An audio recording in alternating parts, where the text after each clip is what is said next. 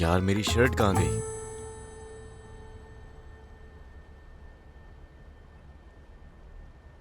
या अल्लाह। बेटा good morning. मैंने अभी अभी कॉफी बनाई है, क्या तुम पियोगे? Good morning. तुम कोई ढूंढ रहे थे क्या? जी हाँ, अपनी शर्ट ढूंढ रहा था।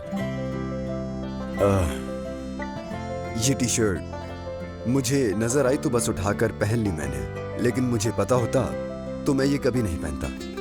तुम्हें पता है कि मेरे पास यहाँ कोई कपड़े नहीं है। वो इसलिए क्योंकि ये आपका घर नहीं है। हाँ बिल्कुल ऐसा ही है, लेकिन फिर भी मेरी हालत देख के मुझे यहाँ रहने के लिए इजाजत दी, इसके लिए तुम्हारा बहुत शुक्रिया। हाँ, वो आपके लिए नहीं बल्कि अम्मी के लिए किया है, ताकि वो उदास ना हो। ज्यादा कुछ सोचने की जरूरत नहीं है।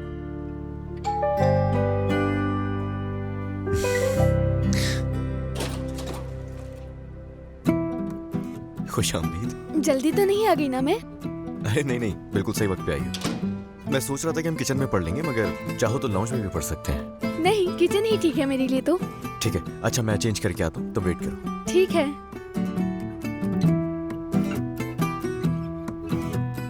आयशा डियर, खुश आमदीद। बहुत शुक्रिया।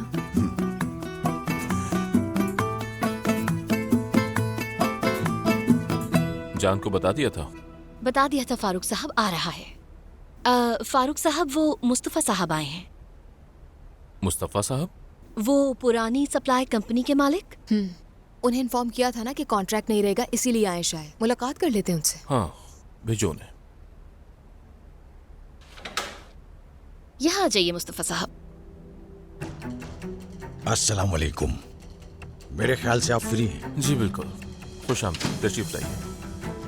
अस्सलाम वालेकुम। शुक्रिया। बैठिए।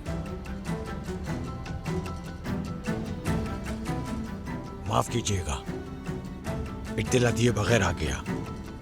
मुझे इत्तला मिली है कि आप हमारा कॉन्ट्रैक्ट टर्मिनेट कर रहे हैं। हमारे पुराने ताल्लुक को मद्देनजर रखते हुए मैंने सोचा कि मैं खुद आकर आपसे पूछूं, जाने अनजाने में हमसे कोई गलती तो नहीं हो गई? मुस्तफ़ा साहब, मैं आपसे सीधी बात करूंगा। मैं अपनी मरहूमा बीवी के सदका जारिया के लिए एक प्रोजेक्ट शुरू कर रहा हूँ। वक्त कम है और काम ज्यादा। आपकी फैक्ट्री की तरफ से हमें मसाइल का सामना करना पड़ रहा था, तो हमने कोई फैसला लेना था, इसीलिए हमने कॉन्ट्रैक्ट टर्मिनेट किया। मैं ऐसा नहीं करना चाहता था, लेकिन मैंने आपको बताया कि वक्त कम था हमारे पास। समझ गया। मैं काफी अरसे से बहुत बीमार था। अपनी कंपनी बेटे के हवाले की हुई थी, वही काम को देख रहा था। आप किन मसाइल की बात कर रहे हैं? क्या वो मेरे बेटे से मुताल्लिक है? मुस्तफ़ा साहब, माजरत, लेकिन आपके बेटों ने हमारे उसूलों के मुताबिक काम नहीं किया था। वरना तो आप जानते ही हैं कि हमारा ताल्लुक आपसे कितना पुराना है। लेकिन अब हम आपकी फैक्ट्री से कोई सप्लाई नहीं ले सकते। हमारे पिछले प्रोजेक्ट में भी सिर्फ आपकी सप्लाई की वजह से ही मसाइल पैदा हुए थे। यह मुमकिन नहीं फारूक साहब, ऐसा कैसे हो सकता है? ये बात तो आपको अपने बेटों से पूछनी चाहिए। हमने काफी मर्तबा इस चीज की कंप्लेन की है। कई बार सप्लाई इतना डिले हुई है कि उसकी वजह से हमारा प्रोजेक्ट ही रुक जाता। वो तो हमारी टीम ने किसी न किसी तरह से मैनेज किया और मुझे खबर नहीं होनी थी। और पिछली कई दफा तो ऑर्डर आपका पहुंचा ही नहीं है। और ये सब कुछ तब हुआ जब मैं अपनी मरहूम बीवी का प्रोजेक्ट कर रहा था। आपके साथ ताल्लुक अलग है मुस्तफ़ा साहब, लेकिन मैं इस प्रोजेक्ट में कोई कोताही बर्दाश्त नहीं करूंगा। अब हम मजीद साथ काम नहीं कर सकते हैं, लेकिन आप जब चाहें हमारे साथ आकर कॉफी पी सकते हैं। बिल्कुल फिक्र मत करें। मुझे ये समझ नहीं आ रहा कि ये सब कैसे हुआ और मुझे क्यों नहीं खबर हुई इस बात की।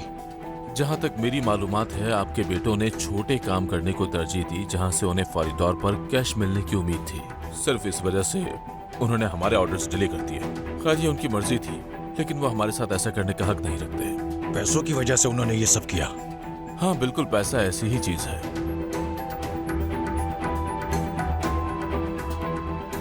मतलब मैं अपने बच्चे को कुछ सिखा नहीं सका। पहली दफा किसी क्लाइंट के सामने मेरा सर शर्म से झुक रहा है। मेरे साथ पहले कभी ऐसा नहीं हुआ। आपको शर्मिंदा होने की जरूरत नहीं। मुझे उम्मीद है वक्त के साथ वो लोग जरूर सीख जाएंगे।